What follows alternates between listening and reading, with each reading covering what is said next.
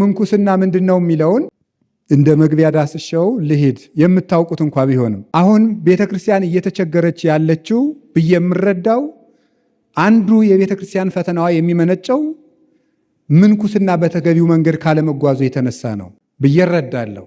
ዕቃን ለመጠበቅ የዕቃውን ክብር ማወቅ ይቀድማል። በአውሮፕላን ስትሄዱ የሚሰበር ዕቃ ከሆነ ፍራጃይል የሚል ይለጠፍበታል። ተሰባሪ ዕቃ ነው፣ ተጠንቅቃችሁ ያዙት። እነዚህ ምንድነው ካርጎ የሚሰሩት ሰዎች እንዳይወረውሩት ማለት ነው። እንዳይወረውሩት የሚሰበር ነው ተብሎ ይጻፍበታል ማለት። ሰው ሲያውቀው ያወቀውን ነገር በጥንቃቄ ይዘዋል። እና አለማወቅ እንዴት ያለ ዱር መሰላችሁ። ከዚህ በኋላ ገዳማት መነኩሴ ሲቀበሉ አሳውቀውት እንዲቀበሉ እፈልጋለሁ። በእኔ በኩል አበምኔቶች አላችሁ እዚህ ቢያንስ ይህን እርምጃ በገዳማት ህብረቱም እንዲወሰድ እኔ እፈልጋለሁ። በግል አንድ መነኩሴ ከመመንኮሱ በፊት ማወቅ አለበት፣ ቃሉን ማወቅ አለበት። ደረጃዎች አሉት፣ በኋላ እንነጋገርበታለን። ደረጃዎች አሉት። የመጀመሪያ ቃሉን ያስተምሩታል። ቀጥሎ ካም ኤንድ ሲ የሚባል ደረጃ አለው። ቃሉን ማሳወቅ ማለት ሃይማኖቱን ያሳውቁታል። ምንኩስና ምን እንደሆነ ከነገድሉ ከነአክሊሉ ከነድሉ ሩጫውን ከነሽልማቱ ተንትነው ያስረዱታል። ከዚያ በኋላ ካም ኤንድ ሲ ይባላል። ና መተህ እንዴት እንደምንኖር ተብሎ ደግሞ ይፈተናል። ዓለም ውስጥ እንዳለ እየተመላለሰ እንዲያ ይደረጋል። መጨረሻ ላይ ደግሞ ለ40 ቀን ቁጭ እንዲል ይደረጋል። መጨረሻ ላይ 3 ዓመት ማህበር ውስጥ ሳይጨመር መፈተን አለበት። ሳይገባው ይገባል፣ ሳይገባው ይወጣል። ምን ያርገው? ወዶ እኮ አይደለም። በማንም ላይ የመፍረድ ስልጣን እኔ የለኝም፣ አልገባንም። ስለዚህ አሁን እዚህ ያላችሁትን እኔ አልወጣኝም፣ ግን ገዳምን ማን ይበጠብጠዋል ብላችሁ ብትጠይቁኝ ምንኩስና ምን እንደሆነ ያልገባው ሰው በቃ እኔ መልሰው ገዳምን የሚበጠብጠው ማን ነው? ገዳም ያልገባው ሰው። ገዳም አልገባም እኮ አንተ ሰውዬ ይላል ሥርዓተ ቅዳሴያችን ላይ ቤተ ክርስቲያን ውስጥ ቆመ ልብህ ወዲያ ወዲህ የሚል ከሆነ ታወጣከ ቤተ ክርስቲያን ቅድስት፣ ቤተ ክርስቲያን አውጥታ ትጥልሃለች ይላል። አንተ ግን እዛው የቆምክ ይመስልሃል። ቅዳሴው ላይ ያለህ ይመስላል፣ ግን ውጭ ነህ ነው። ሰምታችኋል አይደል? ጌታ እኮ አንኳኩ ይከፈትላችኋል ያለን ለምን እንደሆነ ታውቃላችሁ? ውጭ እንደቆማችሁ ነው ማለት እኮ ነው። በውስጥ ሲታይ አንኳኩ ይከፈትላችሁ፣ ውጭ ያለ ነው ውስጥ ያለን የሚያንኳኳው። ገና ውጭ ላይ ናችሁ እያለን እኮ ነው አንኳኩ ይከፈትላችኋል ያለን። ውስጥ ያለን ይመስለናል፣ ግን ይወጣን። ያ ነው ገዳሙን የሚያውከው የሚበጠብጠው። ገዳማት ወደ ክብር ከመብቃታቸው በፊት ምን ይቀድማቸዋል? ስምምነት ይቀድማቸዋል። ስምምነትን ትህትና ይቀድመዋል። ትህትና ይቀድማል ለጸጋ ብሏል ማር ይስሐቅ። ትህትና ጸጋን፣ ትህትና ይቀድመዋል። ጸጋን ትህትና ይቀድመዋል። ከትህትና በኋላ ጸጋ ይመጣል እንጂ ከጸጋ በኋላ ትህትና አይመጣም። ነገሩ የተገላበጠ ይሆናልና እንደምታውቁት ከመውለድ በኋላ መጽነስ የለም አይደል? ከመጽነስ በኋላ መውለድ ነው ያለው። ተወልዶ የተጸነሰ የለም፣ ተጸንሶ የተወለደ ነው እንጂ። ቅደም ተከተሉ ሲዛባ ሁሉም ይዛባል። ቅዱስ ዮሐንስ አፈወርቅ እንዳለው እግዚአብሔር መጀመሪያ ጽድቁንና መንግስቱን ፈልጉ ቢለን ኋላ ሌላው ይጨመራል ቢለን አለ ንሕነሰ ወለጥነ ሥርዓቶ ለእግዚአብሔር፣ እኛ ነገሩን ለወጥ ነውና መጀመሪያ ጭማሪውን ኋላ ጽድቁን አደረግነው። ወበይንተ ንረክብ አለ ዛቲ ወይለን ታክቲ፣ በዚህ ምክንያት ሁሉንም ሳናገኘው እንቀራለን አለ። ስለዚህ አባቶችና እናቶች ምንኩስና ምንድን ነው የሚለውን እኔ ከዘንድሮ ዓመት በኋላ በሰነድ ተሰንዶ በእያንዳንዱ ገዳም መቀመጥ አለበት ብዬንም አምነው ተቀምጦ አንድ አርዲት ወደ ማህበር ከመግባቱ በፊት ምንኩስና ይሄ ነው ተብሎ ሊነገረው ይገባል ማለት ነው። አንድ ሰው እኮ ተምሮ በአንድ መስሪያ ቤት ለመቀጠር መጀመሪያ ሰርተፊኬት ያስፈልገዋል። ከዚያ በኋላ ሲኦሲ ይፈተናል። ከዚያ በኋላ ደግሞ መስሪያ ቤቱ የሚያወጣውን ፈተና ይፈተናል። ከዚያ በኋላ ደግሞ ምን ይሰጠዋል? ኦሪየንቴሽን ይሰጠዋል። ውስጥ ስላለው የሥራ ሂደት ደግሞ የራሱ የአንድ ተቋም የሥራ ባህል የሚባል አለ። እሱን ይሰጠዋል ማለት። ከዚያ በኋላ ነው የሚገባ። እንደው ያላወቀውን ዓለም ገብቶ ሰው መከራውን እንዲ ሰው እንደው ከወዛደርነት እንደመጣ እንደው ከአስኮላ ትምህርት ቤት ዝም ብሎ ሮጦ እንደመጣ እንደው ብድግ ብሎ ነውር አይደለም እንዴ? ነውር እኮ ነው። ስልጠና አለ ሁሉም ነገር ማለት ነው። ስለዚህ ምንኩስና ምንድን ነው የሚለውን ማሳወቅ ይጠበቅብናል። ስለዚህ ምንኩስና ምንድን ነው? እንደምታውቁት ነው። ቃሉ መንኮሰ ሞተ ማለት ነው አይደለም? መንኮሰ ሞተ ማለት ነው። መነኩሴ ማለት የሞተ ማለት፣ ምንኩስና ማለት መሞት ማለት ነው እንደምታውቁት። አሁን እሱ ይሄ መሞት ማለት ምን ማለት ነው የሚለውን ነው የቴዎሎጂካል የሆነውን ክፍሉን የምናየው። መሞት ማለት ምን ማለት ነው? በምንኩስና አሴቲክ ቴዎሎጂ በሚባለው ወይም በዚህ የምናኔ የትምህርተ መለኮት ትምህርት ቢታይ ምንድን ነው መሞት ማለት? በምንኩስና መሞት ማለት እንግዲህ ሞተ ተለየ ማለት ነው። እንደምታውቁት ሞት ማለት ተለየ ነው። ሞተ ማለት የግዕዝ ቃል ነው። ተለየ ማለት ነው። መሞት ማለት መለየት ማለት ነው። መሞት ማለት መለየት ማለት ነው። የመጀመሪያው አንድ ሰው የሚሞተው ከምንድን ነው ሲባል ከራሱ መሞት አለበት። አንድ ሰው መነኩሴ ለመባል ከራሱ መሞት አለበት። ከራሱ እንዲህ ብሎ ጌታ እንደነገረን በቅዱስ ማርቆስ ወንጌል ምዕራፍ 8 ላይ ሲነግረን ምንድን ነው ያለ? ዘይፈቅድ ይጸመደኒ ይጽላ ነፍሶ ያጥብ ወይጹር መስቀለ ሞቱ ወይትለወኒ።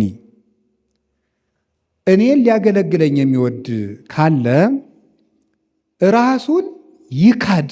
ይችናት የምንኩስና ፋውንዴሽን የምትባለው መሰረቷ እዚች ላይ ናት። መሰረት የሌለው ቤት ጣራው ሊቆም አይችልም። የምንኩስና መቆሚያዋ እዚች ላይ ናት። እኔን ሊያገለግለኝ የሚወድ ሰው ካለ ራሱን ይካድ። እኔነት ልትጠፋ ይባላል። ኢጎ ትባላለች። በዚህ በሳይንሱ የሳይኮሎጂ ባለሙያዎች ኢጎ ይሏታል። ራስ ወዳድነት ማለት ናት። ከኢጎ ምን ትወጣለች? ሰልፊሽነስ፣ ፕራይድ የምትባል ነገር አለች። ኩራት the mother of all sins ትባላለች። የኃጢአቶች ሁሉ እናት ትባላለች። ማን? ኩራት ማለት ናት። ኩራት የኃጢአቶች እናት ነው የምትባለው። ከሷ 6 ኃጢአቶች ይወለዳሉ። 6ቱ ኃጢአቶች ሁሉንም ኃጢአቶች ይወልዳሉ። እነዚህ 7 ኃጢአቶች የሚባሉት ኩራት፣ ስስት፣ ሆዳምነት፣ ቅናት፣ ቁጣ፣ ስንፍና፣ ሰነፍ መሆን። እነዚህን ሁላ የምትወልዳቸው ግን ማናት? ወይዘሮ ማናት? ኩራት ናት ማለት ነው። ትዕቢት። እሷ ለሁሉም ነገር ነው አሳልፋ የምትሰጠው። ኩራት ትህትናን ትሰብራለች። ኩራት ደቀ መዝሙርነትን ትሰብራለች። ኩራት ንስሐ መግባትን ትሰብራለች። ኩራት ጥንቃቄን ታበላሻለች። አባ ይጠንቀቁ። እኔ አባ ጀማሪው ይጠንቀቅ እንጂ እኔ እንዴ! ኧረ ለራሳችሁ አስቡ። እኛ እኮ በዚህ ገዳም 40 ዓመት ለፍተንበታል እንዲሉ ታደርጋለች። ኩራት ናት እንዲህ የምታደርገው። ስለዚህ ሰው ከኔነት መውጣት አለበት። ከራሱ ቅርፊት ነው መላቀቅ ያለበት። እና እንደውም አንድ ሊቅ ድንግል ማርያምን ሲለምናት ምንድን ያለ? አምላክን የወለድሽ እመቤታችን ድንግል ማርያም ሆይ እባክሽን እኔን ለራሴ አትተይው ብሏት ነበር። እኔን ለራሴ አትተይው፣ እኔን የማጠፋው እኔው ነኝ ብሎ ተናግሮ ነበረ። ለሌላ ጠላት አትስጪ ሳይሆን ያላት እባክሽ ለእኔ አትተይኝ ብሎ ነበር ያለ። የቤተ ክርስቲያን ሽልማት የሆነው ቅዱስ ዮሐንስ አፈወርቅም ሲናገር ሰው ራሱን ካልጎዳ በቀር ማንም የሚጎዳው የለም። የሰው ልጅ ራሱን የሚጎዳውን ያህል ሰይጣን እንኳን ሊጎዳው አይችልም ብሎ ተናግሯል። ሰው ራሱን እንኳን የሚጎዳውን ያህል ሰይጣን ራሱ አይጎዳውም። ስለዚህ ከኔነት ነው ኃጢአት ሁሉ የሚመጣው ማለት ነው። ራስን መንከባከብ፣ ለራስ ክብር መጨነቅ፣ ለራስ ቦታ መጨነቅ፣ ለራስ ስም መጨነቅ፣ ለራስ ክፍል መጨነቅ፣ ድርሻ መጨነቅ፣ ለራስ ጉልበት መጨነቅ፣ ለራስ ዘር መጨነቅ፣ ለራስ ባክግራውንድ መጨነቅ። ይህ ሁሉ የሚመጣው ከምንድን ነው? እኔን ስሙኝ ማለት፣ አለመደማመጥ፣ እንዲህ ያለው ነገር ሁሉ የሚመጣው ከምንድን ነው? ከራስ ወዳድነት ነው። ራስ ወዳድነት የሚወልዳት ማን ነው? ማንን ይወልዳታል? ቅናትን። ቅናት ደግሞ ከፍተኛ የሆነ ይኸው አምላክን ያሸጠው ቅናት አይደል? እንዲሁ ሰው ቢቀና ፍጡር በፈጣሪው ይቀናል ይላሉ ሊቃውንቱ። እንዲሁ ነውር አይደለም? ይሁዳን በፈጣሪው እንዲቀና ያደረገው ምንድን ነው? ቅናት ነው።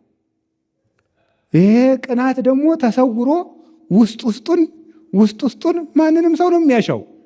ያሻዋል፣ ይቆረጥመዋል። ስለዚህ ራስን መካድ። እኔ ሁልጊዜ እናገራለሁ፣ ብዙ ስብሰባዎች ለምን ቶሎ እንደማይቋጩ ታውቃላችሁ? ራስ ወዳድነት ስላለ ነው። ስብሰባው ያን ያህል ጊዜ የሚፈጅ ስለሆነ አይደለም። ራስ ወዳድነት ስላለ ሁሉም እኔን ስሙኝ ሲል ለእውነት በመጣር ሳይሆን የራስን ሐሳብ በሰው ላይ ለመጫን በሚደረገው ጥረት ወይም ነገሩ ጠቃሚ ከሆነ ግድኔ ካላልኩት ምን አገባኝ ማለትን ትቶ የኔን ሐሳብ እነማን ተቀበሉት እነማን ጣሉት በሚል ምክንያት አንድ ቀን የሚያልቀው ስብሰባ 7 ቀን ይሆናል። ስንነታረክ ማለት ነው። ገዳማትን የሚያምሳቸው ማን ነው? እኔነት አይደለም። እሱ አድጎ ነው የትም የሚጠብጠው። ስለዚህ የእግዚአብሔር ቤተሰቦች ራስህን ካድ ልጄ። ልመነኩስ ነው ሲል አንድ ሰው ልጄ ሲሰድቡ ዝም ትላለህ? አንተ መተህ 5 ዓመት ከኖርክ በኋላ ለአንተ የሚገባውን ቦታ ትናንት ለመጣ መናኝ ብሰጠው አይከፋህም? በአደባባይ ከሰው መሃል ብሰድብህ ምን ትላለህ ተብሎ ሰው እኔነቱ ሊለቀው ይገባል። ጌታ እኮ ከሐዋርያት ያስለቀቀላቸው ይሄን ነበር፣ እኔነትን። ቅዱሳን ሐዋርያትንም እኮ የቆረጠበ ነገር ነው። ይሄ በውስጥ የተደበቀ ክፉ ትል ነው። ይሄ እኔነት ሰው መሃል ይሰድባቸዋል። ትችት እንዲለምዱ ምን ይላቸዋል? ጴጥሮስን አንተ ሰይጣን ይለዋል። ሌሎችን ደግሞ እናንተ እምነት የጎደላችሁ ይላቸዋል። ከዕለታት በአንድ ቀን ምንድን ነው ያደረገው? ቅዱሳን ሐዋርያት በውስጥ አደረጉና እንዲያው ግን በመንግሥተ ሰማያት ግን ታላቁ ማን ነው አሉት። ይህ የክብር ውድድር ነው። ውስጡ ቅናት ነው። ጴጥሮስ ሲሆን ዮሐንስ ሲሆን ቁርጣችን ይንገረን ነው ነገሩ። ማንን ነው እሱ የሚያቀርበው ነው ጥያቄው። ይሄ በገዳማትም ይኖራል። ኧረ ሞልቶ እየፈሰሰ ነው። እንዲያው ሞልቶ ደግሞ ይፈሳል። ማን ነው የሚበልጥ አሉት። ይሄን ያሉበት ምክንያት ከዕለታት አንድ ቀን ፈሪሳውያን መጥተው ለምንድን ነው አንተ ግብር ማትከፍለው አሉት። የነገስታት ልጆች ይገብራሉ ያስገብራሉ አላቸው። አይ ያስገብራሉ። እንዲህ ማለቱ ምን ማለት ነው? እንግዲህ እኔ የንጉሠ ነገሥት የአብ ልጁኝ አስገብራለሁ እንጂ ገብራለሁ እያላቸው ነበር። ነገር ግን ህዝቡ እንዳይታወኩ ቅዱስ ጴጥሮስን ሂድና ከባህር አሳ አጥምደህ ያንን ለእኔም ለአንተም ግብር ክፈል አለው። ቅዱስ ጴጥሮስ አጥምዶ ለጌታም ለሱም ግብር ከፈለ። ቅዱሳን ሐዋርያት በውስጣቸው ምን የሚል ነገር ቋጠሩ? ለአንተም ለእኔም ክፈል ያለው ጴጥሮስን ከሁላችን አብልጦ ቢወደው አይደለምን የሚል ነገር ውስጣቸውን ያሻቸው ይቆረጥማቸው ነበር። ቁርጡን እንጠይቀው፣ በመንግሥተ ሰማያት ማን ነው ትልቁ አሉት። ጴጥሮስ ይለኛል፣ ዮሐንስ ይለኛል፣ ታዲዮስ ይለኛል ብለው ሲጥሩ ወፀዋ አሃደ ሕፃነ አንድ ሕፃን አመጣና ፊታቸው አቁሞ አማን አማን እብለክሙ እመይተመየጥክሙ ወይ ኮንክሙ ከመዝንቱ ሕፃን ይትበው ውስተ መንግሥተ እግዚአብሔር፣ ካልተመለሳችሁ እንደዚህ ሕፃንም ካልሆናችሁ ወደ መንግሥተ ሰማያት አትገቡ ማለቸው። ነገሩን ከነሱ ጨዋታ አወጣው። ከ12ቱ አንድ ሰው ይጠራል ብለው ሲጠቡ ከነሱ ውጭ የሆነ ልጅ አመጣ። ሊቃውንቱ እንደ ሕፃን መሆን የሚውለውን 7-8 ትርጉም ነው የሚሰጡት። እንደ ሕፃን መሆን ማለት አንደኛ ሕፃን ልጅ አዲስ ልብስ አልብሰውት ለክብሩ ሳይጨነቅ ጭቃው ላይ ሄዶ ይቀመጣል ይላሉ። ትሁት ካልሆናችሁ ራሳችሁን ካልጣላችሁ በመንግሥተ ሰማያት ቦታ የላችሁም እንኳን ትልቁ ልትሆኑ ማለቱ ነበረ። እና ከዚህ የተነሳ እንደ ሕፃን መሆን ማለት አንዱ ራስን መጣል ነው። ይሄ ነው በገዳማቱ አንድ ሰው ምንኩስናን አወቀ የሚባለው ቆብ ቀሚስ አሰፍቶ ለበሰ፣ ገዳም ገብቶ ራሱን በረሃብ ቀጣ ማለት አይደለም። መጀመሪያ ራሱን ካደ ነው። ራሱን መካድ አለበት። ዘመዶቹን ታሪኩን የጀርባውን ባክግራውንድ የሚባለው ለምሳሌ ማስተርስ ኖሮ ገዳም ልትገባ ትችላለህ። ያንተን ማስተር የሚያውቅልህ ገዳም የለም። ከዚያ በኋላ በቃ መነኩሴ ነህ። ፒኤችዲ ሊኖር ይችላል። ያንተን ፒኤችዲ የሚያውቅልህ ገዳም የለም። ከዚያ በኋላ ምንም የሌለህ ድሃ ነህ። አዋቂ ብትሆን አላዋቂ ነህ። የሀብታም ዘር ብትሆን ድሃ ነህ። ምንም እስካሁን የሰራው በዓለም የነበረ ዝና ካለ ስትመነኩስ ራስህን ባዶ አድርግ ነው። ራስህን ባዶ አድርግ። ክርስቶስ ወነሳ አርአያ ገብር እንደተባለ የባሪያን መልክ ይዞ መጣ እንዳለ ራስን የባሪያን መልክ ማስያዝ ባሰረ ክርስቶስ መሄድ ነው። መመንኮስ ማለት እንደሱ ነው። በልብ ያለ ትሕትና ናት። ስለዚህ መሞት ማለት ራስን መካድ ነው። ይህንን ቅዱስ ጳውሎስ ጠቅሶታል። ገላትያ ምዕራፍ 2 ቁጥር 20 ላይ እንዲህ ብሎ ጠቅሶታል። መመንኮስ ማለት የትኛው እንደሆነ ይህን የሚጠቅሰው ወተሰቀልኩ ምስለ ክርስቶስ ወአንሰ ኢሃሎኩ ወበሕይወተ ክርስቶስ አሎኩ። እኔ ከክርስቶስ ጋር ተሰቅያለሁ፣ አሁን እኔ ሞቻለሁ። እኔ አሁን የለሁም፣ ክርስቶስ ግን በእኔ ይኖራል ይላል። መመንኮስ ማለት ይሄ ነው። እኔ አሁን የለሁም፣ ክርስቶስ በእኔ ይኖራል። እንዴት ያለ ነው! ይሄንን ነው በዚህ በቤተ ክርስቲያን ትምህርት ቲኦሲስ ይባላል። በቴዎሎጂ ትምህርት አለ። ቲኦሲስ ማለት ሱታፊ አምላክ ነው። እግዚአብሔርን መምሰል ነው። ሰው ከፈራሽ በስባሽነት እየወጣ የፈጠረውን እስከ መምሰል ይደርሳል። ያንም የሆነው ግን የራሱን ባዶነት ሲክር ነው። እና ቅዱስ ጳውሎስ ምን አለ? እኔ ሞቻለሁ፣ በእኔ የሚኖረው ክርስቶስ ነው። ይህ ማለት ምን ማለት ነው? እማስበው እንደ ጳውሎስ ሳይሆን እንደ ክርስቶስ ነው።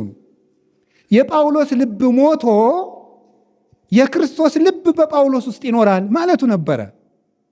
የእኔ የጳውሎስ ልብ ሞቶ የክርስቶስ ልብ በእኔ አለ እያለ ነበረ። አንደኛ ቆሮንቶስ ምዕራፍ 2 ላይ ሲናገር ነይነሰ ህሊናሁ ለክርስቶስ ብነ፣ እኛ ግን የክርስቶስ ልብ አለን ይላል። ደስ ነው የሚለው ይሄ ቃል። እኛ የክርስቶስ ልብ አለን። የምናስበው በክርስቶስ ልብ ነው። አሁን በምን ልብ እያሰብን ነው እንግዲህ ምንኩስና ምናምን የምንለው? በክርስቶስ ልብ ማሰብ እንግዲህ ገዳም ውስጥ ገብቶ በብዙ ልብ የሚያስብ ይኖራል። በክርስቶስ ልብ ማሰብ ሊቁ ቅዱስ ዮሐንስ አፈወርቅ ይህን ሲናገር ወገኖቼ፣ ይህን ሲተረጉም ቆሮንቶስን በተረጎመበት በሰባተኛው ድርሳኑ ሲናገር እኛ የፓይታጎረስ ልብ የለንም፣ እኛ የሶቅራጥስ ልብ የለንም፣ እኛ የፕላቶ ልብ የለንም፣ እኛ ያለን የንጉሠ ነገሥት ክርስቶስ ልብ ነው ይላል። እኛ ያለን የክርስቶስ ልብ ነው። የአምላኬ የኢየሱስ ክርስቶስ ወንጌል ሁሉንም ነገር ለማወቅ በቂ ነው ይላል። ይህንን ልብ ይዞ መግባት አለበት። የክርስቶስን ልብ ይዞ ይግባ እንጂ እዚያ ኤቢሲዲ ውስጥ የያዘውን ልቡን፣ እዚያ ቤተሰብ ውስጥ የያዘውን ልቡን፣ ሰፈሩ ላይ ያጠናውን ልቡን፣ በቄስ ትምህርት ቤትም የያዘውን ትዕቢተኛ የሆነ ልቡንም ቢሆን የትም የያዘ ልቡን ይዞ እንዴት ገዳም ገብቶ ሰው ልብስ የለበሰ ትዕቢተኛ ይሆን እንዴ? ቢጫ የለበሰ ወይባ የለበሰ ቆብ ያረገ ትዕቢተኛ ይሆን እንዴ? ምን ያረግልናል? እኛም የምንፈልገው የክርስቶስን ልብ ይዞ የገባ ሰው ነው። የዘመዶቹን ልብ ይዞ የሚገባ አንፈልግም። የራሱን ልብ ይዞ የሚገባ፣ የእግዚአብሔርን ልብ ይዞ የሚገባ። ራስን መካድ ማለት እሱ ነው። አሁን እዚህ ማላ ስነስቼ አንድ ሰው ብሳደብ ምን ይሰማችኋል? እሱ ነው እኮ ራስን መካድ ማለት። አንድ ሰው ብዬ ብሳደብ አባገል ያንቀላፉ ብል፣ አሁን ለምሳሌ ያንቀላፋ የለም አይዟችሁ፣ ግን ብል አንድ ሰው ምን ይላል? ሰው ማለት ነው የሚጠራኝ ስሜን ቢሆንስ በኋላ አስተያየት አይሰጠኝም ለብቻዬ። ይሄ ምንድን ነው? ኩራት ነው። ይሄ የተቀበረ ኩራት ነው። ካባ የለበሰ ኩራት ነው። ይሄ ነው እንዲወጣ የሚያስፈልገው። እንዴት ብሎ አርዲቱን መሳደብ የሚችል አበምኔት አለ? አሁን መቆጣት የሚችል አበምኔት አለ? የለም። እንዴት ብሎ ይቻላል? ማንን ይቆጣል እንዴ? በክርስትና ውስጥ ዴሞክራሲ የሚባል ነገር የለም ዘመዶች። መብት የሚባል ነገር የለም ክርስትና ውስጥ። ራስን መጣል እንጂ መብቴን አክብሩልኝ የሚባል ነገር የለም። አንዱ ለሌላው ይኖራል እንጂ አንተም አክብረኝ፣ እንከባበር፣ ጊቭ ኤንድ ቴክ የሚባል ነገር የለም በቤተ ክርስቲያን። ሰጥቶ መቀበል የሚባል ነገር የለም። ራስህን ትሰጣለህ። መጠወተ ርስ ነው። የሚያሳድዷችሁን ጸልዩላቸው፣ የሚረግሟችሁን መርቋቸው። ሲያሳድዷችሁ እናንተን ከመንግሥተ ሰማያት ከሀገር ያወጣችሁ ከመንግሥተ ሰማያት ያናውጣችሁ ብላችሁ መርቋቸው። እሱን ነው የተማርነው። የመከባበር የሚባል ነገር እሱ ለሌላው ሴኩላር ወርልድ ለሚባለው ለሱ እንተውልታል። መከባበር የሚባለው ሰጥቶ መቀበል እዚያ ነው የሚሰራው። እዚህ ግን ለሚቀማህ ስጥ ነው። እዚህ ለሚቀማህ ስጥ። ለመጸፋከ መልታይቴከ ዘየማን ሚጥሎቱ ካልኢታሂ፣ ይሄኛውን ለሚመጣ ይሄንን አዙርለት። እንዲህ ነው የተማርነው። የምንኩስና መምህር ኢየሱስ ክርስቶስ ነው። ክርስቶስም ያስተማረን ይሄ ነው። ስለዚህ መነኮሰ ምንድነው? አባቶችና እናቶች ሞተ። መሞት ማለት ነው መለየት። ከማን ነው የምንለየው? መልሱ እንጂ እንተጋገዝ። ከራሳችን። አሁን እገሌ መናኝ ነው የሚባል ነገር ትሰማላችሁ አይደል? እገሌ መናኝ ነው የሚባል በገዳም ምንድን ነው? በቃ እያከፈለ የሚበላው ሙሉ ሰንሰለት የታጠቀው እንዲሁ በቃ ራሱን ስጋውን በደንብ አድርጎ የቀጣው ነው። እኔ ግን እገሌ መናኝ ነው የምለው መጀመሪያ ልቡን የናቀውን ሰውዬ ነው። ልቡን ንቆ ሰውነቱ እንደ ቀለበት ቢቀጥን ችግር ውስጥ አለ። ልቡ እንደ ተራራ ከወፈረ ምን ያደርጋል? እንደዚያ ከሆነ የሂንዱይዝም እምነት አለ። አሁን ለምሳሌ የቡድሃ እምነት፣ በሱ እምነት ውስጥ በጣም ይጾማሉ ሰዎች፣ ይገርማቸዋል። ይጾማሉ። ክርስቶስ ግን የለበትም። ጾም በደንብ ነው የሚጾሙት እነሱ። በባዶ እግርም የሚሄዱ አሉ። ወደ ላይ እንዲያውም ወደ ላይኛው ወደ በዚህ ዮጋ የሚባል አላቸው። በዛ ወደ ላይኛው ተመስጦ የደረሰው ሰው ኢንላይትመንት ውስጥ ገባ የሚባለው ምግብ ሁሉ ትቶ 3 ቀን 4 ቀን ሊቆይ ይችላል። አረ እንደውም ዛሬ ራሱ ሰው ውፍረት ለመቀነስ በ24 ሰዓት አንድ ጊዜ የሚበላ ሰው ሞልቷል። አዲስ አበባም ይኖራል፣ ራሱ ይበላል። ጉዳዩ ልብን ከማስተካከል ነው። ልብን ከማስተካከል የልብ ቅርፍትን አውልቆ ስለመጣል ነው ምንኩስና። እኔ ይህንን ነገር እንዲያውም መድኃኔዓለም እንዲያው ከዚህ ነገር እንዴት አድርጎ ባላቀቀን። አንዱ እሱ ነው። ሁለተኛ ደግሞ መንኮሰ ሞተ ማለት ከዓለም መለየት ማለት ነው። ጌታ የማቴዎስ ወንጌል ምዕራፍ 19 ቁጥር 29 እንደነገረን መንኮሰ ሞተ ነው። ሞተ ተለየ። ምንኩስና መለየት፣ መነኩሴ የተለየ ማለት ነው። እንግዲህ እሺ፣ ከዓለም መለየት ማለት ጌታ እንዲህ ብሎ የነገረን ነው። ሁሉ ዘሃደገ አሃወ ወአሃተ፣ ወንድሞችን እህቶችን፣ አበ ወእመ፣ አባትን እናትን፣ ብእሲተ ወውሉደ፣ ሚስትን ልጅን፣ ወገራውሃ፣ እርሻውን ሁሉ የተወ ምእተ ምክቢተ ይነስ ወሕይወተ ዘለዓለም ይወርስ። አባቱን እናቱን ሚስቱን ወንድሙን ልጆቹን እርሻውን የተወ 100 እጥፍ ይቀበላል፣ የዘላለም ሕይወትንም ይወርሳል። ይሄ ነው መነኩሴ ማለት። ምን የተወ? እርሻ የተወ። ያ ማለት እርሻ የተወ ማለት ምድራዊነትን የተወ ማለት ነው እንጂ ኧረ እኔ ለምሳሌ አይ እርሻ ለምን ትላለህ? እርሻ የሚለው ለገበሬ ልጅ ነው። የገበሬ ልጅ ሆኖ ለመነኮሰ ነው። ለአዲስ አበባ ልጅ መሀል ከተማ ለተወለደው እርሻ የት አለው?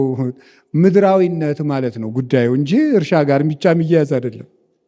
እርሻውን የተወ ማለት ምድራዊነትን የተወ፣ ሀብት ማጠራቀም የተወ፣ ሌላ አይደለም። እሱን የሌለው ሰው ነው። እንደዚያ ከሆነማ ሀብትን አጠራቅሞ ትዳርን ይዞ መኖር ነው። ምን ያለፋፋል ታዲያ? ስለዚህ እርሻውን የተወ።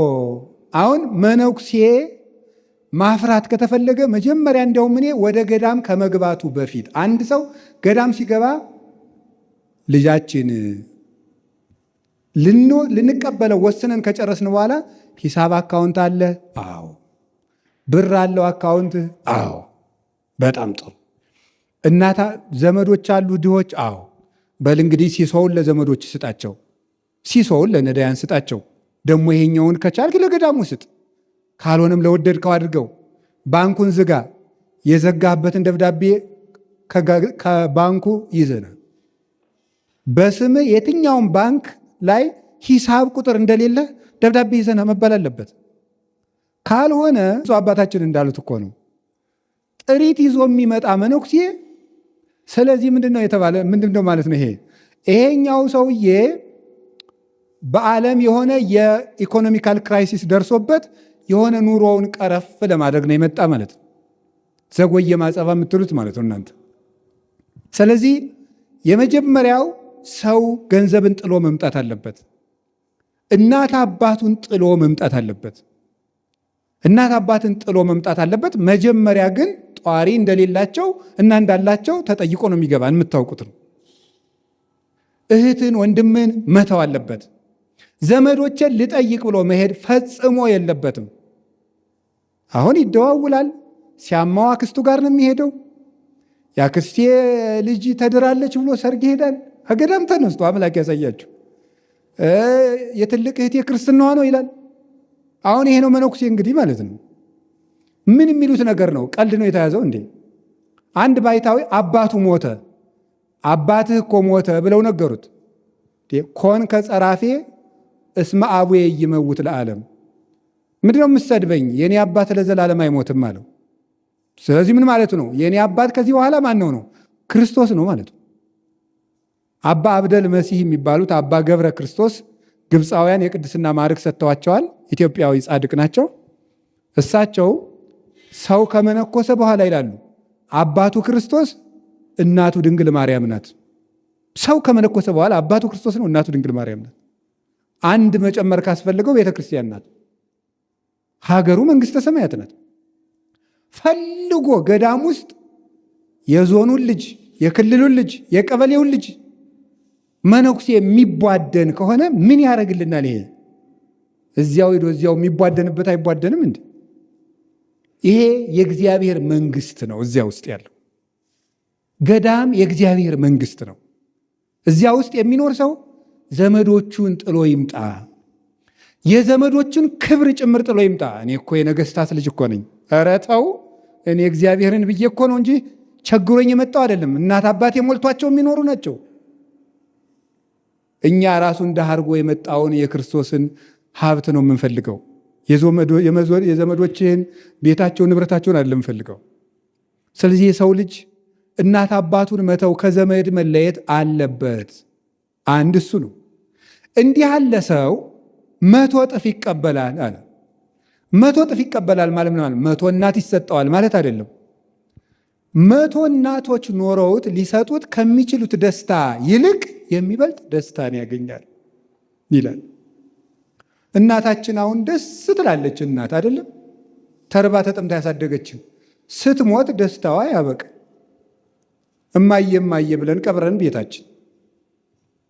የማይሞት ደስታ የክርስቶስ ደስታ ነው። ስለዚህ 100 እጥፍ ደስታ ነው። አንድ እናቱን ትቶ ሽናት የማይሰጡትን ደስታ ያገኛል። 100 እጥፍ ሚስትን ስለኔ የተወ 100 እጥፍ ይቀበላል አለ። ሚስት ቅዱስ ጎርጎርዮስ ዘኑሲስ እንደሚናገረው አንተ ሰው መልከኛ ሚስት አግብተህ ወጥተህ ገብተህ አይን አይኗን ታያታለህ።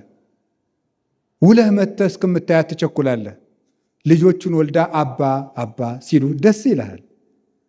እንግዲህ ከዕለታት አንድ ቀን ጥላህ ሙታ አባ እንጎቻ አባ እንጀራ ሲሉህ እናት ቢኖራችሁ መች ይርባችሁ ነበር ብለህ የምታዝን አይደለምን? ወጥተህ ስትገባ እሳት አንድዳ ቤቱን ብርሃን አድርጋ ትቆይ የነበረች ሴት ማታ ስትመጣ ጨልሞ ስታገኘው በዚያ ትካዜ የምትጎዳ አይደለምን? እንግዲህ የድንግልናህን ያህል ክብር ወዴት ይገኛል ብሎ ያመጣል። 100 እጥፍ ይቀበላል ማለት ምን ቢዋደዱ ጥላው ትሞትና ያዝናል። ምን ቢዋደዱ ጥሏት ይሞትና ታዝናለን።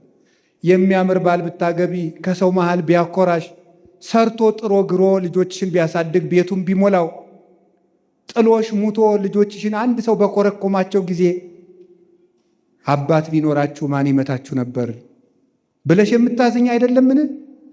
እንግዲህ ምናኔን የሚስተካከል ክብር ወዴት አለ ይላል። ስለዚህ አንድ ሰው 100 እጥፍ ይቀበላል ማለት የማይቀማ ደስታ ያገኛል ማለት ነው። ፍስሐ ዘይቱ የዳዘወቱ የማይነጥፍ ደስታ ከተሰጠ የማይነሳ ደስታን ታገኛላችሁ፣ የዘላለም ሕይወትን ትወርሳላችሁ ማለቱ ነው። ስለዚህ መንኮሰ ሞተ ማለት መለየት ማለት ከዘመድ ከገንዘብ በራስ ዘመድ ከመመካት ከእንዲህ ያለው ነገር ሁሉ መላቀቅ ማለት ነው። መሞት ማለት ነው። ከቃሉ ጋር ናችሁ። ሶስተኛ እስኪ በደንብ አዎ በሉ። ምዕመናን መሆን አለባቸው በየግድ በደንብ አዎ የሚሉ እስቲ እናንተም እንደ ምዕመናን በሉ። አዎ በሉ። እንዴ እናንተ ከበር ብላችሁ ነው አዎ አዎ የምትሉ። እስቲ አዎ በሉ በሉ። አዎ እንደሱ ነው። እንዴ አሁን ትትና እነዚህ ነው አመልመድ ያለብን። ይሄ ልጅ ምንድን ነው በሉ በሉ የሚለን ብላችሁ ነው። አዎ ማለት ጥሩ ነው። እሺ ሶስተኛው መንኮሰ ሞተ ነው። መሞት ማለት ምን ማለት ነው? መሞት ማለት እዚህ ውስጥ እንደ ሞተ ሰው ምንም ነገር የማይቀበሉ ሆኖ መኖር ማለት ነው። ይሄ ማለት ምን ማለት መሰላችሁ? አባ መቃርስን አንድ ሰው እንዴት ብዬ ልኖር አለው። ሂድና መቃብር ቦታ ሄደህ ሙታንን ስደባቸው አለው። ሰደባቸው። አሁን ደግሞ ሂድና አመስግናቸው አለው። አመሰግናቸው። ምን አሉ አለው። ምንም አላሉኝም። አንተም እንደዚህ ሁነህ ኑር አለው። ምን ማለት ነው? ቢሰድቡህ የማትደነቅ ቢያመሰግኑህ የማትደነቅ ሁን። አሁን እኮ አንድን ሰው አንድ ጉዳይ ለማስፈሰም እንደው ትንሽ በምስጋና መርፌ ጠቅ ማድረግ በቂ ነው። ገብቷችኋል? በእውነት እንደሰው ያለ የልማት አርበኛ ማን አለ? እንደሰው ያለ ደግ ስንለው ተርከክ ይላል ልቡ። የዋህ መስሎት እኮ ነው አይደለም። ብዙ ሰዎች ቁልፋችን ፈተው የልቡናችን መዝገብ በርብረው የሚወስዱብን በምስጋና ቁልፍ ነው የሚፈቱን ሰዎች ማለት ነው። በደግ ከፍ ዝቅ ብሎ እንደዚያ የማትልሁን። አንዱ ሰው እኮ በቅቻለሁ ብሎ እስኪና በሉታል። አባጋቶን ተጠርቶ መጣም። ኧረ አንዴ በቃ መነኩስ ያለ ያግኙት ናበሉት። አንተ ማትረባ አንተ ነህ ሲሉት ተቆጣ። ከበቃ እንደ ሞተ ሰው መሆን አለበታ። ሲነቅፉት መናደድ የለበትም። ሲያመሰግኑት መፍለቅለቅ የለበትም። የዚያ ጊዜ አንተስ ውስጡን ሌቦች ሰርቀውት ላዩን ቀለም የተቀባ ቤት ትመስላለህ። ሲነቅፉህ መታገስ የማትችል ከሆነ መነኩሴ አይደለም። እስካሁን ገና አልሞትክም፣ በሕይወት አለ። እስኪ አንድ የሞተ በድን ጋር ሂደን እስኪ እንስፈንለት። እሰይ ይላል። እስኪ ሽቱ እንርጨው፣ ያሸታል። ስደቡት፣ ይቆጣል። ዘውድ እንድፋለት፣ ይነግሳል። ሙቷል። መነኩሴ እንደ ሞተ ሰው ይኑር ማለት ምንም የማይጨንቀው፣ ቢታማ የማይጨንቀው፣ ቢነቀፍ የማይጨንቀው፣ አድማ ቢነሳበት የማይጨንቀው፣ ልቡ ለጻድቅ ውኩል ከማንበሳ። አሁን እኛ ገና አንድ አሽሙር የሚያሸማቅቀን ሰዎች ነን። 3 መነኮሳቱ ነው። አንዱን መነኩሴ ከተጠቋቆሙበት እኔ እዚህ ገዳም መኖር አልችልም እየተጠቋቆሙብኝ ነው ይላል። ይሄንን ነው ዓለሙ ሁሉ ጠላህ ቢሉት ግድ የለም የዓለሙን ቀድሜ ጠልቼዋለሁ ብሏል ቅዱስ አትናቴዎስ። ስለዚህ በዚህ መሰረት መንኮሰ ሞተ የሚባለው ለሱ ነው። ከዓለም ተለይቶ ለክርስቶስ የሚኖር ሞተ ይባላል። ይሄ ነው እንግዲህ ምንኩስና ማለት። ሞተ በሚለው ሲፈታ ትርጉሙ ይሄ ነው። ሞተ በሚለው ሲፈታ እንደ ሞተ ሰው እንኑር፣ አኩራፊዎች አንሆን። እንደው መነኩሴ ሲያኮርፍ ካየሁት እኔ ውሸት ምን ያደርጋል ሳቄ ይመጣል። አሁን እኔን ተማሪ ስላረኩኝ ተመስገን። አዎ እኔ ወደ ተማሪ እጄ እደበቃለሁ። መነኩሴ ሲያኮርፍ መሳቂያነት ነው። መነኩሴ አኩርፎ ጭራሽ ኩርፍ እንደ ጤፍ ጠላ ዝም ብሎ ኩፍ ማለት ይሄ ምዕመናን እስከዚህ በላይ ምን ያደርጋል? ሌላኛው ምንኩስና ምንድን ነው? አሁን ሞተ የሚለው እናያየን። ምንኩስና ምንድን ነው ብለን ሁለተኛውን ነጥብ ስናይ ብፁዕ አባታችንም ነግረውናል። ምንኩስና የመላእክት ሕይወት ማለት ነው። እንደምታውቁት የመላእክት ሕይወት 2-3 ነጥቦችን ብቻ ላይ ልይ። የመላእክት ሕይወታቸው ምንድን ነው? አንደኛው ሰማያዊነት ነው። ሰማያዊነት ነው። ቆላሲስ ምዕራፍ 3 ቁጥር 1 ላይ እንዲህ የሚል ቃል አለ። ዘላይሉ ህሱ በላይ ያለውን ሹ ሀባሃሎ ወልደ እጓለ እመሕያው በየማነ አቡሁ ይነብር። የሰው ልጅ በአባቱ ቀኝ ተቀምጦ ያለበትን የላይኛውን ሰማይ ፈልጉት። እስመ ወዳይክሙ ሞትክሙ እናንተ አሁን ፈጽማችሁ ሞታችኋልና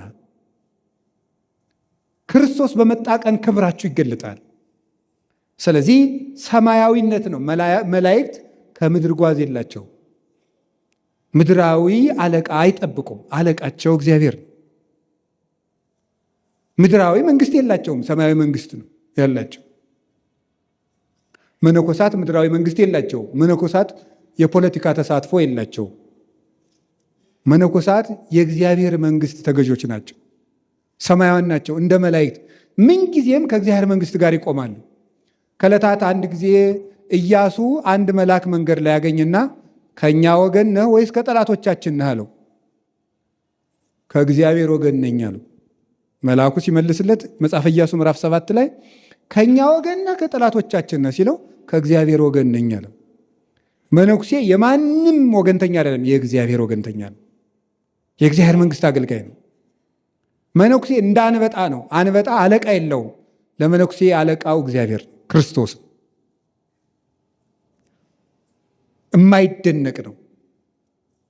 እገሌ የተሾመ እገሌ የተሻረ ይጸልያል እንጂ እዚያ ውስጥ ገብቶ አይፈተፍትም። እንኳንስ መነኩሴ እንትና ማን ነው ዲዮጋኔዎስ የሚባለው ፈላስፋ ያደረገውን አልሰማችሁም? ዲዮጋኔዎስ ፀሐይ እየሞቀ አረ ዲዮጋኔዎስ የሚባል ዓለምን የናቀ ፈላስፋ አለ አሉት። ከዚያ አንዲት ቅል ይዞ ይሄድ ነበረ ለውሃ መጠጫ። ከዛ አንድ ቀን ከብቶች እንዲህ ብለው ሲጠጡ አየ። አሃ ያለ ቅልም መኖር ይቻላል እንዴ ብሎ ይህች ናት ከጥበብ የምታስቀረ ብሎ ቅሏንም ተዋት። በኋላ ታላቁ እስክንድር አሁን እኔ ብሄድ አይነሳልኝም አለ። ኧረ እንኳን ሊነሳል ዞር ብሎ ማያይ አሉት። ፀሐይ እየሞቀ እስክንድር ሄደ። ዲዮጋኔዎስ ካለበት ሄደና አንተ እኔ ታላቁ እስክንድር ነኝ አለው። ዝም ታላቁ እስክንድር ነኝ ነው የምልህ እኮ ዝም። በምስራቅ በኩል ሄደና ፀሐይዋን ላይ ጋርዶ አንተ እኔ ታላቁ እስክንድር ነኝ ቀና በል አለ። ገለል ብሎ ፀሐይ እየሞቀ ነው። ይልቁንስ አንተ ልትሰጠኝ የማይቻልህን ነገር አትከልክለኝ አለው። ማንን ነው? ፀሐይን ማለት ነው። ዞር ብሎ ሳያየው ቀረ ማለት ነው። እንኳን መነኩሴ ፈላስፋ እንኳን እንዲህ ያደርጋል። ሰማያዊ መንግስትን እንጠብቃለን።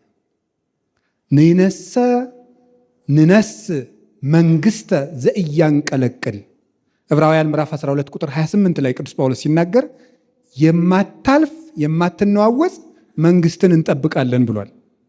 መነኩሴ ያን የሚጠብቅ ነው። ሰማያዊነት የመላእክት ወገን የሚያሰኘው እሱ ነው። ሁለተኛ መላእክት ክነፊሆሙ ማህበርት እንዳለ ትንቢተ ሕዝቅኤል ምዕራፍ 1 ላይ ክንፋቸው የተነባበረ ነው ይላል። ትንቢተ ሕዝቅኤል ምዕራፍ 1 ላይ ሕዝቅኤል ምዕራፍ 10 ላይም ታገኙታላችሁ። የመላእክት ክንፋቸው የተነባበረ ነው። መነኩሴ አንድነትን የሚወድ መሆን አለበት። ማህበርን የሚወድ መኖር አለበት። ብቻውን የሚያስብ መሆን የለበትም። አባታችን ነግረውና ብፁዕ አባታችን ለአንድ መልአክ የብቻው ሐሳብ የለውም። አንድ ሐሳብ ናቸው። አንድ ሐሳብ መሆን ምንኩስናን የመላእክት ሕይወት ያደርገዋል። መነኩሴውንም መልአክ ያሰኘዋል። እስመ ሀዩ ከመ መላእክት ይሬስዮ ለብእሲ ከመ ይፍቅድ ምንተኒ በዲበ ምድር። ሰው የመላእክትን ሕይወት ልኑር ባለ ጊዜ በምድር ላይ ምንም አይፈልግም ይላል። አድርባይ አይሆንም፣ ነጭ ለባሽ አይከተልም፣ አያጎበድድም፣ በሞቀበት በደመቀበት እግር ተከትሎ አይሄድም። ለእግዚአብሔር የምንጨነቀውን ያህል እኮ ምዕመናንን ለመተዋወቅ የምንሮጠውን ያህል እግዚአብሔርን ለመተዋወቅ ብንሮጥ እንዴት የት በደረስን ነበር። ነገሩ ተገላብጧል። የእግዚአብሔር ቤተሰቦች አባቶችና እናቶች መነኮሳት እግዚአብሔርን ቢከተሉ ምዕመናንን እየተከተሉ ሳንቲም ፍለጋ መሮጥ ባላስፈለገ ነበር። ምዕመናን እየተከተሉ እኛን ይመጡ ነበረ። እውነት ምን ያደርጋል? ውሸት ምን ያደርጋል? አርሳኒዎስ ገዳሙ ውስጥ ቁጭ አለ። ንግስቲቱ በፈረስ በበቅሎ ወርቅ ብሯን ጭና መጣች። ከዚያ በኋላ ፀሐይ ከሚሞቅ እሱ ገሌን አስተባብሩልኝ ለዚህ ገዳም አላላት። ቁጭ ነው ያለ። መዓዛው ነው የጠራት። ከዚያ ገንዘብ ይዛ መጣች። ሂዳ ከጉልበቱ ላይ አባቴ በጸሎት አስበኝ ብትለው እግዚአብሔር መታሰቢያሽን ያጥፋው አላት። ለምንድን ነው ቢሉ ሌላ ቀን ደግሞ እንዲያርጎ አስተናግዶ ሰደደኝ እያለች እያወራች ሌላ ምዕመናን እንዳሰበስብበት ማለት ነው። ውዳሴ ከንቱ እንዳይሆንበት ማለት ነው። እሱን ግን በሕይወቱ ዘመን ሲያስባት ነው የኖረ በጸሎቱ። እሷን ግን አውቆ እንደዚያ ብሎ ሰዷታል። ስለዚህ ሰው ሰማያዊነት መላካዊ ሕይወት መመንኮስ ማለት መላካዊ ሕይወት መኖር ነው። በኋላ አመጣበታለሁ የዛሬ ምንኩስና ላይ ትንሽ አንዱ እሱ ነው። ሁለተኛው ህብረት ነው ብያችኋለሁ። መነኩሴ ለግሉ አያስብም፣ ለማህበር ነው የሚያስብ። የአንድነት ገዳም እስኪ አባቶችና እናቶች አንዴ ላስቸግራችሁና የአንድነት ገዳም በሉ በሉ እስኪ ድገሙ እስኪ። አሁን ግን የአንድነት ገዳም ነው ገዳሙ የአንድነት የሚለው ላይ ያስምሩበት። አሁን የአንድነት ገዳም ነው። በጣም ጥሩ ነው። በጣም ችግር እሱ ነው። አንድ ልብ መሆን መጀመሪያ ሰው ወደ ገዳም ሊገባ ስል ይኸውልህ ልጄ መባል አለበት። እዚህ 400 መነኩሴ ያለ ከሁለት ሰው ጋር መኖር የማትችል ሰው ከሆን ከ400 መነኩሴ ጋር መኖር አትችልም፣ ይከብድሃል መባል አለበት። 400 ሰው የተለያየ የትምህርት ደረጃ፣ የተለያየ አስተዳደግ፣ የተለያየ አስተሳሰብ፣ የተለያየ የመንፈሳዊ ብስለት ልዩነት ይዞ ነው የሚመጣው። ያንን ሁሉ ሰው አንድ እዚያ ጋር ተስማምቶ መኖር አለበት። ይኸው የመነኮሳት ሕይወት ይሄ ነው ይባላል። ይሄ ምንድን ነው? መስቀል። ይሄ ነው ማለት ምን ማለት ነው?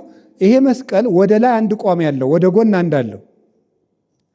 ስለዚህ መነኩሴ ወደ ላይ መነኩሴ ከእግዚአብሔር ጋር መስማማት አለበት፣ ወደ ጎንስ ከማህበሩ ጋር መስማማት አለበት። መነኩሴ ሁለቱ እንዳይጎሉ ተጠንቅቆ መኖር ነው ያለበት። ከእግዚአብሔር ጋር ተስማምቶ መኖሩ እንዳይጎልበት፣ ከወንድሞቹ ጋር ተስማምቶ መኖሩ እንዳይጎልበት። ፍቅረ እግዚአብሔርና ፍቅረ ቢጽን አሟልቶ ለመፈጸም ነው ሰው የሚመነኩሰው። ወንድምን እያስቀየሙ እህትን እየጣሉ እግዚአብሔር ቢሉት የትም አይገኝም። መነኮሳት የሌላቸውን ፍቅረ ቢጽ ማን ሊኖረው ይችላል? ስለዚህ መላእክት ማህበርተኞች ናቸው። መላእክት ሰማያውያን ናቸው። ይሄ ነው። መላእክት የማያቋርጥ ጸሎት አላቸው። መነኮሳትም የማያቋርጥ ጸሎት ይኖራቸዋል። መነኮሳት በተለይ ዳዊት ይጸልያል። የኪዳን ጸሎቱ በጣም አሁን ብዙ ገዳማት ይደረጋል፣ ግን ገልጬ መናገር ስላለብኝ ነው። አንድ መነኩሴ የገዳሙ ፈተና የሚሆን መቼ ነው ስትሉኝ፣ ማስቀደስ ሲያቆም፣ ከኪዳን ሲቀር፣ ስጋው ደግሞ ከተቀበለ ብዙ ዓመት ሲሆነው ያ ሰውዬ ገዳሙን እንደሚፈታው አትጠራጠሩ። ይኸውልህ መጀመሪያ መያዝ ያለበት ልክ ከሰው ጋር የተጣላ ሰው ተግባረ ዕድ አልታዘዝም ያለ ሰው መቁኖን እንዲያዝበት ኪዳን የቀረ መናኝ ሊያዝበት ይገባል። በቃ ጠዋት ቤተክርስቲያን መሄድ በገዳሙ ስርዓት አበው ውስጥ መካተት አለበት። ስጋው ደግሞ መቀበል በገዳሙ ስርዓት እገሌ የአበምኔቱ ስራው እኮ አሁን የኢትዮጵያ ገዳማት መቼም ችግር ውስጥ ናቸው። እውነት ለመናገር ምናኔው አለ፣ ግን ችግር ውስጥ ናቸው። አበምኔት ሲጀመር የገዳምን ጉሮሮ ለመሙላት የሚሮጥ አልነበረም። አበምኔት ስራው የመነኩሴውን ሕይወት ቆጥሮ ሕይወት ሰፍሮ የሚያውቅ ነው። አበምኔት ማለት አንተ ከቆረብክ ስንት ቀን ሆነ? ምን ሆነ ነው ጸሎት ያቋረጥከው? እንዴት ሆነ? ስሜታቸውን ጭምር የሚያዳምጥ ነው አበምኔት። ስራው እሱ ብቻ ነው። አርዲቱ ደግሞ ጉሮሮ መሙላት ነበር ስራቸው። እሱ ከሌለ ይኸው። ስለዚህ ሊተርጂካል ፕሬየር ይባላል። ይሄ የሥርዓት አምልኮ ቤተክርስቲያናዊ ጸሎት ማለት ነው። ቤተክርስቲያናዊ ጸሎት ውስጥ ወይም የሥርዓት አምልኮ ጸሎት፣ ቅዳሴ፣ ኪዳን፣ እዚህ ውስጥ የተለየ መነኩሴ ሕይወት የለውም። አንዱ እሱ ነው። የማህበር ጸሎት መገኘት አለበት። የፈለገ የሚመጣ የፈለገ የሚቀርበት የማህበር ጸሎት የለም። ጸሎተ ማዕድ የሚባለው ማለት ነው። ከዛሳ ደግሞ የግል ጸሎት አለ። አቁጣሮውን ሞልቶ መጸለይ ያለበት። ቀጥሎ እንግዲህ ሰው እያደገ ሲሄድ ሎርድስ ፕሬየር ትባላለች። አቡነ ዘበሰማያትና እግዚኦ መሐረነ ክርስቶስ ነው። እነዚህን ለማያቋርጥ ጊዜ ማለት አለበት። አንዳንድ ጊዜ በቀን ለ20 ደቂቃ ዝም ብሎ ይችን ከልብ ምቱ ጋር አገናኝቶ ጭምር መጸለይ ያለበት ነው። ለምሳሌ አንድ ጊዜ ወደ ውስጥ አየር ውሰዱ እስቲ። ወደ ውስጥ ነው፣ ወደ ውስጥ ማለት ነው። ውሰዱ አንዴ፣ ከዛ ደግሞ ወደ ውጭ። እሺ፣ በጣም ጥሩ። አሁን ምንድነው? አሁን አስቀጥሉት። ወደ ውጭ ወደ ውስጥ እያደረጋችሁ እስትንፋሳችሁን በሉ። ስለዚህ ከሱ ጋር ወደ ውስጥ አየር ስንስብ እግዚኦ፣ ስናስወጣ መሐረነ ክርስቶስ፣ ወደ ውስጥ አየር ስንስብ እግዚኦ፣ አየር ሲወጣ መሐረነ ክርስቶስ እያለ ከዛ ከልብ ምቱ ጋር በቀን ለ20 ደቂቃ ይሄን መለማመድ አለበት። ከዚያ በኋላ ነፍሱ ተኝቶ እንኳን እንደዚህ ትላለች ነው። ተኝቶ ራሱ ይሄንን ጸሎት ነፍሱ ትጸልየዋለች።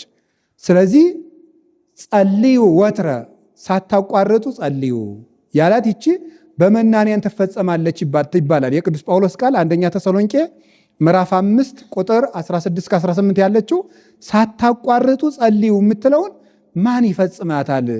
ግማሹ ያርሳል፣ ግማሹ ይቆፍራል።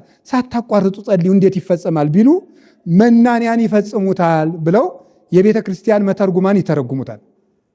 ይሄ ስለዚህ የማይቋረጥ ጸሎት እና ምስጋና መነኩሴ ፊቱ ብሩህ፣ ግንባሩ የማይቋጠር፣ ቃሉ የማይሸክር፣ የማይደነግጥ፣ ችግር በተፈጠረ ቁጥር ልቡ የተማመነ ሁልጊዜ አመስጋኝ መሆን አለበት።